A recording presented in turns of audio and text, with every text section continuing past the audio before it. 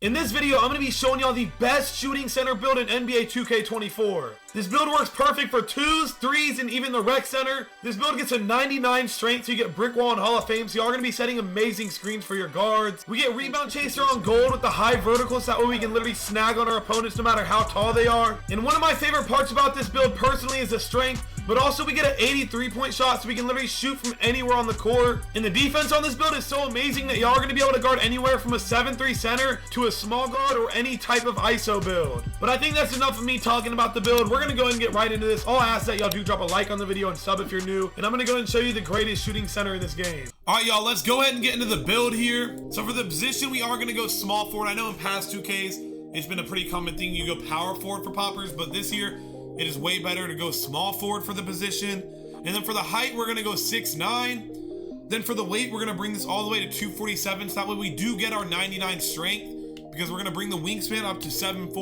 All right, y'all, so for the driving dunk, we're going to bring this up to a 75. This is plenty enough to actually be able to, when you're slipping, get an easy dunk.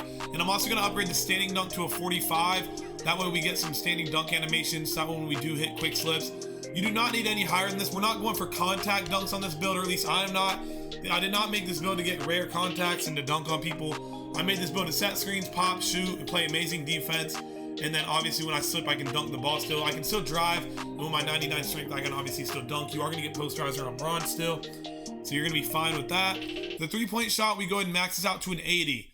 This so we can unlock amazing jump shot bases. I'm pretty sure you get JT Thor with this. You can use double Oscar Robertson for releases, which are really great jump shots this year in NBA 2K24. That is why I never like going to 79. I know some people have their poppers at a higher wingspan and get a 79.3, but I like the 80 just so I unlock those good bases and releases for my jump shot. Because I'm not going to make a popper if I'm going to be able to not shoot that great. I want to shoot amazing. I want to be able to shoot almost perfect every game. That's why we go 80 with a 3. I do not touch mid-range, however, because it's a rare circumstance. When I'm popping to the 3. And if your feet are on the line, or even if it is a 2, when you're that close, it doesn't matter. It's going to still register as a 3, I promise you. Because I have like a 23 right now, because I haven't upgraded my mid-range yet. And I still am greening those shots. Y'all do not need to upgrade mid-range on this build. Then for the pass accuracy, I end up bringing this to a 57. Reason being, on my other popper, I made it to 66. And it's really overkill, because when I do that, I unlock these badges. I unlock 2 badges, Relay Passer and Dimer. When I have it at 57, I unlock Dimer. Relay Passer is not that important of a badge to me to where I need to upgrade it. It's really not that good, so I'm telling y'all, just go 57 pass accuracy. I play 2s all the time. I'm really not playing rec on this build, and if you are, you're still going to be fine. You're not going to be playing main center on a 6'9 popper. You still can, to be honest, if you're in the rec. If I'm not going to lie, but pass accuracy, you only need 57. Anything else is really overkill in my opinion. For the interior defense, this is my favorite part of the build. You can literally play any position on defense with this build. Like y'all are gonna be able to guard guards, ISO builds, and even super tall centers. For the interior, you bring this to a 77. This is for amazing hands-up defense contest.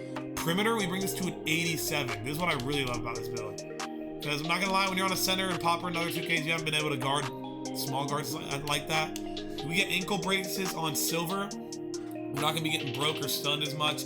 And we get challenger on gold. That's my favorite part about this. So that way when I'm playing high on the screen, if I need to help my guard out and he gets stuck on a screen, whether I'm playing 2s or 3s, if I go up there and get my hand up, they're gonna get like a 30% contest, or they're gonna be 30% contested or more, because I have challenger on gold.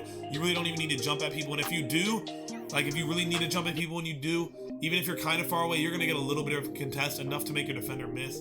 It really does help and gives you a lot of bailout stops on defense and a lot of second chances. For steal, another reason I love this build a lot, I bring it up to an 85. I get interceptor on silver, so I can play those amazing lanes on 3s and 2s. I get glove on silver and right stick ripper on silver, so I can get bailout steals as well. When I'm guarding guards, if I want to foul, I can just hit X or right stick, and I'm actually most likely going to get a steal. Worst case scenario, I foul, but you really do get a lot of bailout steals on this build. And then my literal favorite part of this build, because who doesn't love getting snatch blocks? I get a 92 block. This gives you anchor gold. We are going to get chase down artists, don't worry. I know it's not popping up yet. That's because I haven't upgraded my physicals yet. You do get chase down artists. Y'all see that here in just a minute. But 92 block is plenty enough. You get anchor on gold. You do not need anchor any higher. Really, it is overkill. Even anchor silver works really well. But I love getting it on gold on this build just to get snatch blocks, play amazing defense in the paint, just get a lot of blocks, which is going to give me takeover and my guard takeover as well. Then for the defensive rebound, we do bring this up to a 92.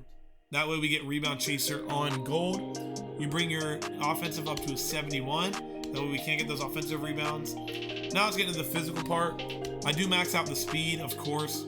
Acceleration. Strength, yes, we are maxing this out. Boom, look at this. I love this so much about this build.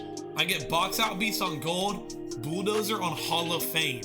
That way when I am literally driving on my defender, I get bulldozer on Hall of Fame. I can literally throw people out of the way. It's for a lot of bailout buckets. If someone hits me on a slip last second and I really don't have it, there's a high chance, a very high chance that I'm going to be able to just push my defender out of the way and get a wide open layup. And then we also get clamps on silver. That brings us to clamps on silver. So that way when we are guarding small guards, if we get switched or ISO builds, we're going to be able to get bumpy with them even though we're on a 6'9", which is very, very, very overpowered in this game. And then immovable enforcer on Hall of Fame. It doesn't matter if we're playing a 7-3 post score. It doesn't matter what you're playing. No one is going to be backing you down and pushing you out of the way with immovable enforcer on Hall of Fame. Post lockdown on bronze. No one's going to be able to do spin moves and throw you out of the way. And then of course we love brick wall on Hall of Fame. That way when I am playing twos, I can literally just throw my defender. I'm literally getting people stuck on my screens for multiple seconds, which is literally allowing my guards to get wide open. And I'm literally, sometimes even I get animations where they like fall on the ground. That way my guard either has a wide open three, wide open fade, or I have a wide open slip. Literally a guaranteed bucket every time. I do end up bringing the vertical up to a 70. And that's where you see we do get chase down artists on bronze, which is plenty enough when you do mix it with not rebound chaser, but anchor on gold to get plenty of blocks. We get posterizer on bronze now with this as well. We get pogo stick on silver also, and aerial wizard on silver. That's why I brought this up to a 70 vertical, because on one of my other poppers, I brought it up to 60 only. And when you have it on 60, as you see, all you get is that. You don't get posterizer on bronze, you don't get pogo stick on silver. And then for my stamina, I do bring this up to a 94. That way I do get workhorse on gold. So when I'm fighting for loose balls, they're literally going to be all me. I'm going to be getting the loose balls. I'm going to be hustling the most, getting all the animations and all that. And then for the rest of this build, because obviously you're looking at this and you really don't have that much of anything to upgrade that's going to matter that much. So really you can do whatever. You can do this one. I did free throw. But if you don't want to do free throw, you don't really care about that, because I mean, let's be honest, a lot of us probably don't. Then you can really put it on anything. If you want literally one on interior, do that. And like I said, it's really not, this one attribute's not going to make the difference for your player, if I'm being real. But just do it on whatever. We'll just go ahead and put it on interior. Why not? 78 interior defense. And then that's when I bring this up to a 56. And then it might give us a different name here. Let's see. It should call us a 3-and-D threat. Yep, there it is. I like that so much. 3-and-D threat. I don't know why. It's just kind of a funny name. It's kind of it's almost like a lockdown. It almost reminds me of like a lockdown from 2K23, a 3-and-D threat or whatever they were called. So it's kind of funny that you're actually a popper going to be setting brick wall Hall of Fame screens when you're just called a 3-and-D threat. It's just, I don't know. I kind of like it. It's just a little offsetting in my opinion. It can throw your defenders off. They're not going to really know what to expect from you, which I personally love. But that is the build right there, man.